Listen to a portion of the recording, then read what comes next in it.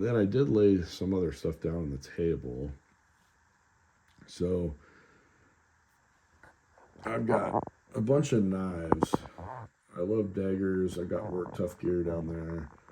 A bunch of daggers here. I've got the Leatherman. What is this? Raptor. It's like trauma shears. They've got the seatbelt hook, and I think a wire cutter for like anybody that's a medic to carry. And it's pretty expensive from what I recall, but it's pretty awesome. It's a heavy duty pair of trauma shears.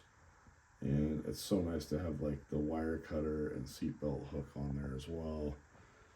So I do, if you're doing any kind of medical or first responder stuff, that is an awesome little piece of kit to have. And it comes with that little belt buckle kind of holster, not belt buckle, but holster that hooks to your belt. This is a great knife. The SOG pillar comes with a pretty sweet sheath. It fits in there really well, so retention is fantastic. I think it's like CPM 3V, so great steel. It's a really nice knife. I think it's a really good choice if you wanted to have that on your kit as like your combat knife. I think that's a good choice. Let's see if I can pop it out here. You just put your thumb right there, pops out, and for that being a plastic sheath, Kydex, it's pretty quiet. You can draw your knife out pretty quietly. So you get a really nice grip on this knife. Jimping's nice. I mean, really good barehanded grip. And same thing with the gloved hand. I think it's 5 inches, the cutting edge, which for a fighting knife, that's probably perfect. It's got a good little angle on there for slashes. It's a great stabber. Your hand's not going to slide forward. So I highly recommend this as a fighting knife to put on your kit.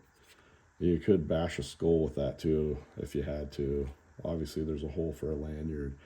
But just a fantastic grip on this knife. Really good feel. You get a really tight grip. Great for slashing. Great for stabbing. And it's high quality, made with really good steel. And there is a black version.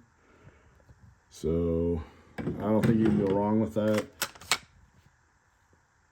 Love the sheath system. Let's see. Now I really like this knife here, but I hate the sheath.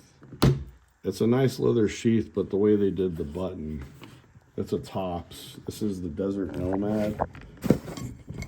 So this is a fairly thick knife. I can't remember what the spine, the width of the spine is. But I've seen, so Tops, who makes the Desert Nomad,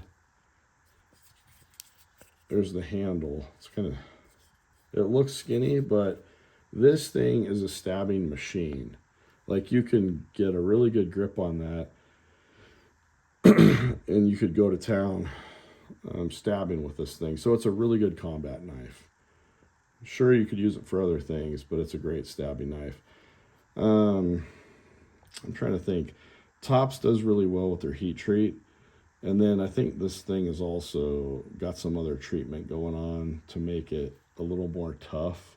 So it's not just about the knife still. It's about the heat treat and then the other treatment they did to this thing to make it a really tough knife. So they actually have, I wouldn't say a destruction test, but a durability test with this knife, the Desert Nomad, on their channel. So they're doing things like stabbing sheet metal, stuff like that. They just want to show that the tip is not going to break on you. I love this thing. I think this is great. You've got holes right there, top and bottom of that guard, I guess it would be, and a hole right there. So, I mean, you could make a spear out of this with 550 cord, but just a great combat knife. Maybe not the best survival knife, but it's a great, would be a great combat knife, in my opinion. Got some different grips. But the sheath, I'm not a big fan of it. It's kind of clumsy.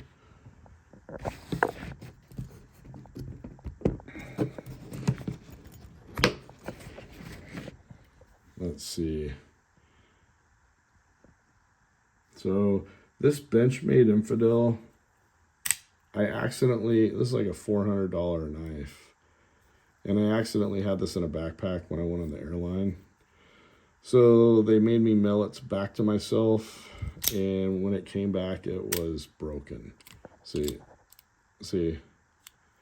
So I'm probably gonna have to send this thing back to Benchmade and have them fix it. I used to run with this thing, maybe not run, but like hike with it, walk with it on trails in the mountains as kind of like my protection against, I don't know, anything really.